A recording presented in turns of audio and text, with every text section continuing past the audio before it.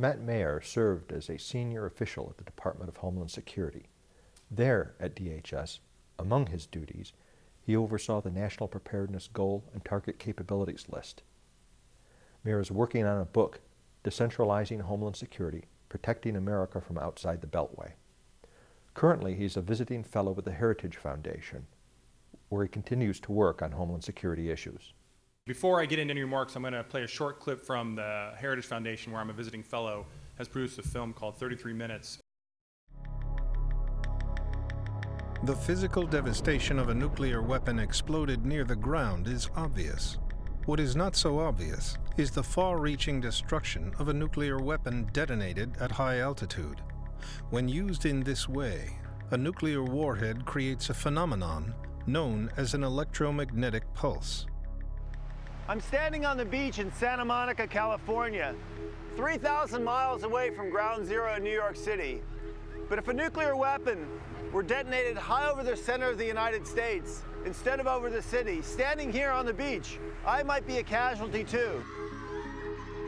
That's because of something called EMP, or electromagnetic pulse, a giant flush of electrons and ionized particles that's pushed out by a nuclear explosion. It could incapacitate every electrical system in the United States.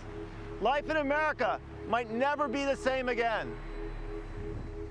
EMP, electromagnetic pulse, is an intense pulse of electromagnetic energy that's produced by a nuclear weapon when it's detonated above the Earth's atmosphere. If someone exploded a high-altitude nuclear weapon over the United States, the electromagnetic pulse would affect all the electronics within line of sight of that burst. An EMP produces damaging current and voltage surges, burning out the semiconductor chip of any electronic device within line of sight. The result of that is a complete shutdown of the electronic system. Were the blast to occur high enough, the entire continental United States would be left with no electric power or the things that depend on electric power.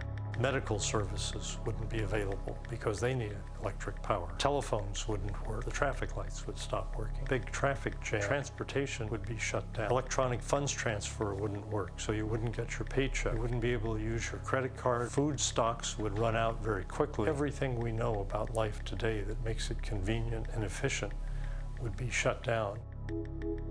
The day after an EMP attack, the configuration of the country would be more like that around 1800.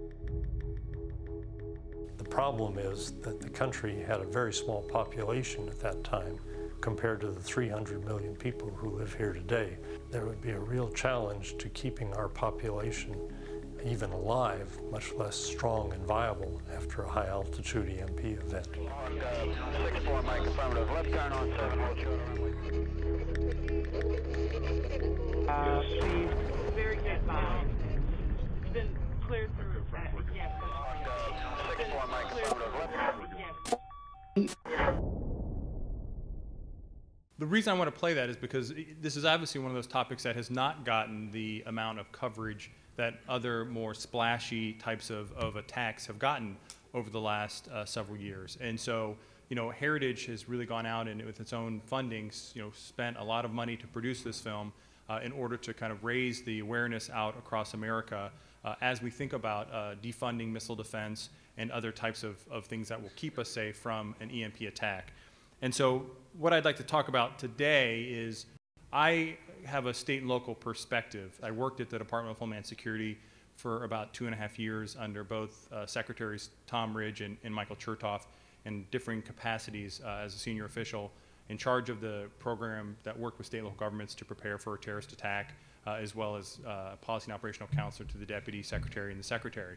And so worked on some of these issues, especially when it gets to what can state and local governments do to prepare for terrorist attack along the spectrum of the various threats that we face as a country.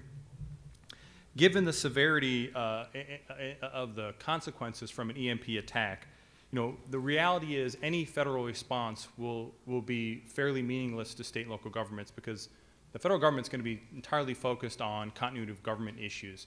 They're not going to have the resources nor the time to be kind of out there into the communities as you would, let's say, President issues a FEMA declaration and out comes all these federal resources. That's just not going to happen. I mean, it's too broad of an impact for the federal government to do that. And so state and local governments, I believe, as well as the people in those places, will be left on their own. So it's critical that we think through what are the capabilities that you need to possess in your state and local governments in order for us to be prepared for an EMP attack. And back in my Department of Homeland Security days, despite all the dysfunction that is the Department of Homeland Security, there were a few things that we actually did that I believe will make a difference and hopefully are making a difference.